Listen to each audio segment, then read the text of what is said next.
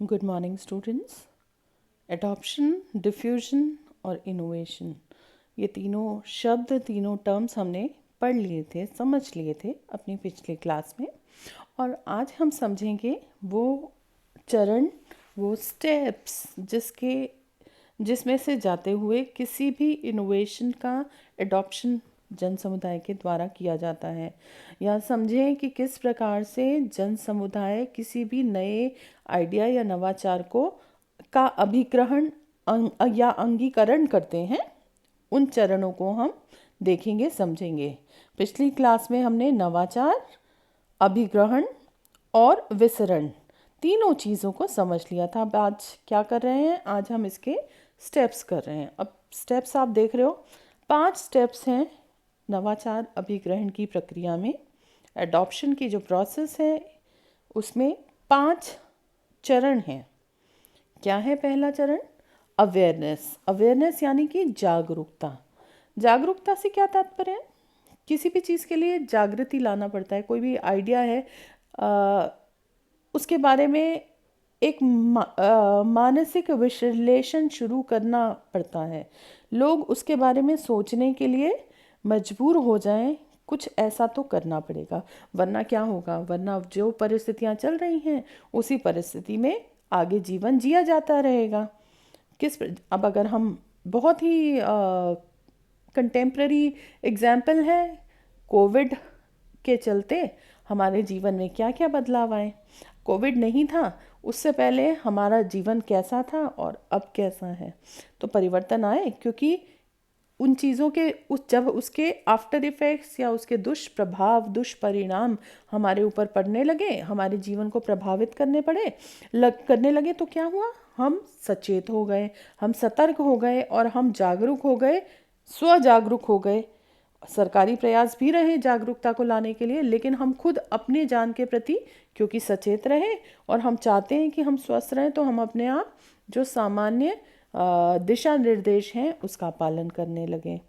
तो कोई भी, ये भी एक प्रकार से नवाचारी समझेंगे कि इसकी इन परिस्थितियों में चाहे मास्क का प्रयोग करना है, चाहे सैनिटाइज़र या रेगुलर सोप यूज़ करते हुए हाथ धोने की आदत को विकसित करना है। दोनों ही चीज़ें, दोनों तीनों ये जो आदतों में परिवर्तन आए हैं, ये एक प्रकार से नया आइडिया है, नया नवाचार है। इससे पहले हम इतने ज़्यादा सचेत नहीं थे। तो जब हम नवाचार के अभिग्रहण की प्रक्रिया की बात करते हैं तो सबसे पहला चरण यही आ जाता है कि उस आइडिया या उस नई खोज या नई पद्धति के बारे में लोगों को जागरूक करना। अब ये जागरूकता पोस्टर्स के माध्यम से हो सकती है, टीवी में जो सामाजिक विज्ञापन आते हैं, दूरदर्शन पे या और दूसरे मीडिया चैनल्स पे, और अभी तो इतने ज़्यादा जो ये आईटी वाला है, इंटरनेट की वजह से इतने सारे चैनल्स, इतने मतलब एक एक्सपोजर मिल गया है कि कोई भी सूचना कहीं भी है तुरंत आप उसको देख सकते हैं, पढ़ सकते हैं, आपको पूरी जानकारी मिल सकती है। तो इतना ज़्यादा टेक्नोलॉजिकली साउंड हो गए हैं, हर किसी को के पास स्मार्टफोन है।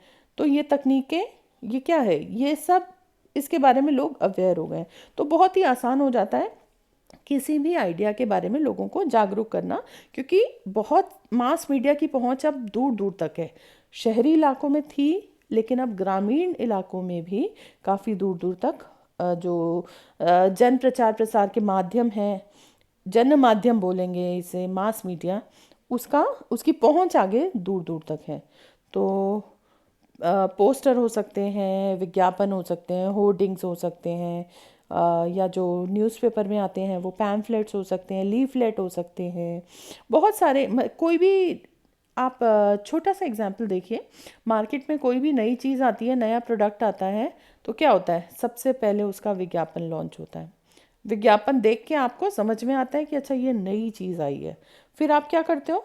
उसके बारे में आगे जानकारी लेते हो, अच्छा क्या है, कहाँ है, क्या इसका फ़ायदा है, इसका कितना कीमत है, ये सब बहुत सारी चीज़ें आप और फिर देखते हो। बच्चों को बहुत देखा होगा आपने, बहुत आसानी से कि वो बड़े मचल जाते हैं, कोई भी नई चीज़ आई, खाने की चॉकलेट आई, टॉफ़ी आई, चिप्स आए, इस प्रकार की चीज़ें आई, तो वो बड़े उस चीज़ को लेके उत्सुक हो जाते हैं कि इसको हमें लेना है।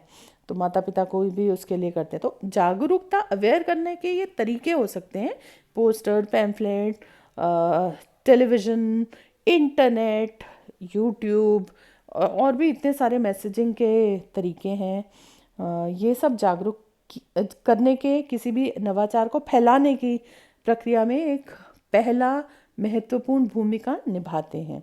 तो ये हो गई जानकारी या अवेयरनेस प्रदान करने वाली, ये जो जागृति लाने वाला काम है, ये पहला चरण हो गया। ठीक है। अब दूसरा चरण क्या है? इंटरेस्ट। इंटरेस्ट यानी कि रुचि। अब होता क्या है कि कोई भी चीज़ में आपका इंटरेस्ट होगा ना, अगर उस नवाचार के प्रति अगर आप इंक्लाइंड हो, आपको वो फर्स्ट लुक में अपील कर रहा है, यानी कि आपको आकर्षक लग रहा है, आपको बढ़िया लग रहा है, आपको लग रहा है कि ये मेरे लिए फ़ायदेमंद होगा, तो आप क्या करोगे? आप उसमें रुचि लोगे, और रुचि लोगे तो आप उसके बारे में और जानकारी प्राप्त करोगे, आपकी और इन्फॉर्मेशन ड्राइव करोगे, तो फिर उसके और ज़्यादा ज्ञान अर्जित करोगे, कह सकते हैं इसे। तो जो चाहे वो कोई तकनीक हो सकती है, कोई नया यंत्र भी हो सकता है, कोई भी नई पद्धति हो सकती है, वो अगर मार्केट में आई तो आप, और वो कहीं भी आपकी इंटरेस्ट में रखती है, आपकी रुचि उसमें जागृत होती है, तो अब अगला स्टेप आप क्या करोगे? रुचि तो जागृत हो गई, फिर अब आप उससे जानकारी प्रदान करोगे। तो उसके बारे में क्या करोगे? जानकारी कैसे ले सकते हैं भाई? कोई नई चीज़ आई, आप दुकान पे उससे पूछ सकते हो, दुकान के बारे में पूछ सकते हो।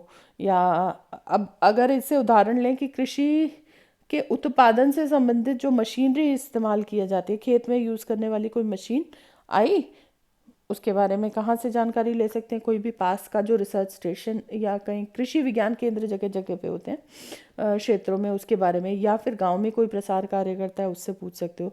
या फिर कोई और वहाँ पे स्वयं सेवी संस्था है, या कोई सरकारी संगठन है, संस्था है, जहाँ पे इस प्रकार के विकास के कार्यक्रम चलते हैं, वहाँ से भी आप जानकारी ले सकते हो। और इसको अगर मैं सरल भाषा में आपसे समझाऊं तो फॉर एग्ज़ाम्पल, कोई खाने के प्रोडक्ट का एडवर्टिजमेंट देखा गया, किसी का नाम नहीं, मैं नहीं लूँगी, कोई भी खाने की कोई बिस्किट हो सकता है, या फिर कोई और चीज़ हो सकती है, उस पदार्थ का विज्ञापन टीवी में देखा। अच्छा, देखते ही आपको क्या लगा कि अच्छा ये बढ़िया चीज़ है, ये तो लेनी चाहिए, ये तो देखनी चाहिए। अब आप, ये जागरूकता वाली स्टेज तो हो गई, जानकारी लेने, अवेयरनेस वाली स्टेज हो गई। अब आपका इंटरेस्ट है उसमें, इंटरेस्ट है तो अब आपको चाहिए उसके बारे में और इन्फॉर्मेशन कलेक्ट करनी है आपको, तो आप क्या करोगे?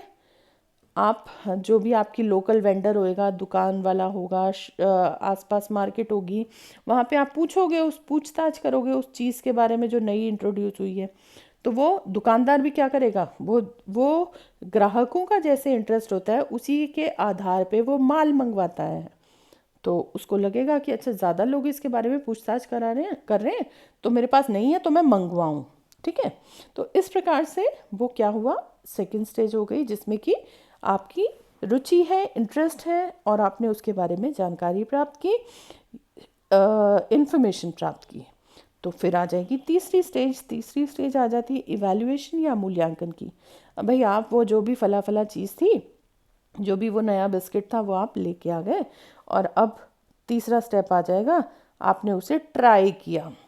अब ये किसी पद्धति के हिसाब में भी हो सकता है कि आपने उस खोज को अपना ट्राई किया। अब अगर ट्रायल वाला जो स्टेज है ना, उसमें जितना ज़्यादा आप उसको छोटे भाग में वो डिवाइड करके इस्तेमाल कर सकते हो, उतना ही आपको जल्दी ट्राई करने के लिए, या जल्दी उसे इस्तेमाल करने, अभ्यास करने के लिए वो प्रेरणा देगा। फॉर एग्ज़ाम्पल, वही बिस्किट का पैकेट अगर 300 रुपये का आ रहा है, वही पूरा बड़ा पैक है और वो 300 रुपये का आ रहा है, आप थोड़ा झिझकोगे उसे लेने से, हेजिटेट करोगे एक साथ लेने से कि भाई 300 रुपये का आ रहा है।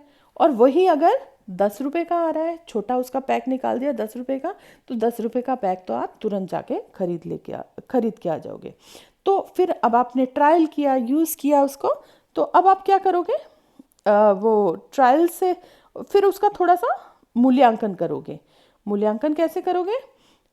भाई, ट्राई की चीज़ तो हमें अच्छी लगी, नहीं अच्छी लगी, या थोड़ी तो अच्छी लगी, या कुछ कुछ बुराइयां भी लगी कि ये इतने रुपए देने सही हैं क्या इसके लिए, ये कुछ विचार हैं जो आप करोगे। तो फिर क्या होगा, आपने ट्राई कर लिया, उसका मूल्यांकन कर लिया, अब उसके रिजल्ट क्या रहे, परिणाम क्या रहे, भाई आपको अच्छा लगा कि नहीं लगा, बुरा लगा, क्यों लगा, आप उसको दोबारा लेना चाहोगे या नहीं ले चाहोगे। ये अगला स्टेज आ गया जिसे हम कहेंगे स्वीकृति, जिसे एक्सेप्टेबिलिटी कह सकते हैं। स्वीकृति, भाई बढ़िया लगी चीज़, उपयोगी लगी हमें, हम इसे यूज़ करेंगे आगे भी फ्यूचर में, इसीलिए हमने इसे स्वीकार कर लिया। तो ये अभिग्रहण प्रक्रिया का अगला स्टेप हो जाएगा, अगला चरण हो जाएगा, एक्सेप्टेबिलिटी कहेंगे जिसे। और एक चीज़ और महत्वपूर्ण है जानना इसमें कि यहाँ स्वीकृति के अलावा अस्वीकार करना भी हो सकता है, रिजेक्शन भी हो सकता है। रिजेक्शन, भाई आपने खाया उसे बिस्किट को और आपको टेस्ट अच्छा नहीं लगा, तो अगली बार आप उसको नहीं खरीदोगे, तो वो हो गया रिजेक्शन, या उस आइडिया को अस्वीकार करना। तो ये दोनों ही संभावनाएं हो सकती हैं, या तो उसको अपनाया जा सकता है या तो उसको रिजेक्ट किया जा सकता है। तो ये इस प्रकार से नवाचार अभिग्रहण के ये स्टेप्स होते हैं, ये चरण होते हैं, जिसमें कि कोई भी आइडिया को हम किस प्रकार से जन समुदाय में जब वो इंट्रोड्यूस होता है और किस प्रकार से लोग उसका विवेचन करते हैं, विश्लेषण करते हैं, उसके बारे में सोच विचार करते हैं, मंथन करते हैं, उसको ट्राई करते हैं, यानी कि उसको अभ्यास में लेते हैं, उसका प्रयास करते हैं। ट्राई क्या होता है कि उस चीज़ को इस्तेमाल करके देखना। अब उसमें भी एक चीज़ और है कि अगर कंपनी, आपने बहुत बार देखा होगा कि कंपनी कोई नया प्रोडक्ट लॉन्च करती है तो क्या करती है, सेल्स पर्सन्स को भेज के उसके छोटे छोटे सैंपल आपको फ्री में उपलब्ध कराती है लोगों को। बहुत बार आपने देखा होगा घरों में कोई शैम्पू का पाउच है, या कोई सफाई करने का वाला जो क्लीनर होता है, वो डिटर्जेंट है, ऐसे किसी भी प्रोडक्ट को जो कि घरों में यूज़ होता है, उसको कंपनी एक छोटे छोटे पाउचेस में सैंपल के रूप में मुफ्त में उपलब्ध कराती है लोगों को। तो ये भी एक मार्केटिंग की ही स्ट्रैटेजी है, जिसमें वो चाहते हैं कि इसका उपयोग जब आपको मुफ्त में इस्तेमाल करने को मिल रहा है, आपको कोई परेशानी नहीं होगी, आप उसको यूज़ करेंगे। और फिर सेकेंड स्टेप क्या होता है उनका, कि वो आपको डिस्काउंट पे उपलब्ध कराते हैं, कि शुरू में आपको सस्ता, या कहेंगे कि ये 25% डिस्काउंट पे आपको, या 2 बोतल खरीदेंगे तो 1 बोतल फ्री। तो ये सब मार्केटिंग स्ट्रैटेजीज होती हैं, ताकि वो कस्टमर को या यूज़र को क्या कहें कि मोटिवेट कर सके कि वो उनका माल खरीद ले। तो हम यहाँ पे बात कर रहे हैं किसी भी सामाजिक नवाचार की या वैज्ञानिक नवाचार की, जैसे जो कि जन के लिए उपयोगी है, समुदाय के लिए उपयोगी है। तो इसीलिए इसमें हम कोई भी है, और वो कोई भी हो सकता है, कृषि से संबंधित हो सकता है, महिलाओं के स्वास्थ्य से संबंधित हो सकता है, बच्चों के पोषण से संबंधित, या महिलाओं के पोषण या स्वास्थ्य से संबंधित हो सकता है, शिक्षा से संबंधित कुछ हो सकता है। ठीक, अब जैसे शिक्षा के क्षेत्र में भी हमने अब तक किताबों से ही पढ़ाई की थी, लेकिन पिछले 1 वर्ष में हम, या 10 महीनों में हम ये देख चुके हैं कि किताबों के अलावा हमारा ज़्यादा झुकाव ऑनलाइन की तरफ है, क्योंकि वो उपलब्ध नहीं हो पा रही, उसमें समस्याएं आ रही हैं, जैसी परिस्थितियां हैं उसमें हम ऑनलाइन विकल्पों की तरफ ज़्यादा झुकाव हो गया हमारा। तो यही होता है कि कोई भी आइडिया है उसमें परिवर्तन आते रहते हैं, और उसको लोगों को अडॉप्ट करने के लिए, जो भी लोगों के वेलफेयर के लिए, लोगों के फ़ायदे के लिए है, उसके लिए सरकारी प्रयास रहते हैं कि लोग उसे अपनाएं। इसीलिए आज एक और उदाहरण देना चाहूँगी, जैसे कि सोलर एनर्जी, सौर ऊर्जा से हम जब आजकल, क्योंकि जितने भी ऐसे रिसोर्सेज हैं ना जो कि वापस क्या कहें कि जो वापस रिप्लेनिश नहीं हो सकते, ख़त्म हो जाएंगे, मतलब जैसे कि कोयला है, ख़त्म हो जाएगा जितना यूज़ करेंगे, तो हमें लगता है लिमिटेड यूज़ करें। पानी है वो भी ख़त्म हो जाएगा, अगर हम उसे अनलिमिटेड यूज़ करते रहे, वेस्ट करते रहेंगे, तो वो धीरे धीरे कम होते हुए आगे उससे जुड़ी हुई समस्याएं बढ़ती रहेंगी। तो इसीलिए हमारा प्रयास क्या तो गवर्नमेंट क्या करती है, ऐसे विकल्पों की तरफ लोगों को प्रेरित करती है जो कि ऊर्जा की बचत करें, जैसे कि सौर ऊर्जा। तो सोलर कुकर है, उसके ऊपर सब्सिडी दी जाती है, यानी आपको समुदाय को प्रेरणा देने के लिए कि वो और उनको क्या कहें कि आकर्षित करने के लिए कि वो ऐसे विकल्पों का चयन करें, उनको डिस्काउंट में कम पैसों में वो उपलब्ध, सोलर पैनल या सोलर कुकर इस या और कई सोलर अप्लायंसेस होते हैं, उनको उपलब्ध कराती है। इससे फ़ायदा ये होता है कि लोग ऐसे विकल्पों की तरफ स्विच ओवर हो कर लेते हैं।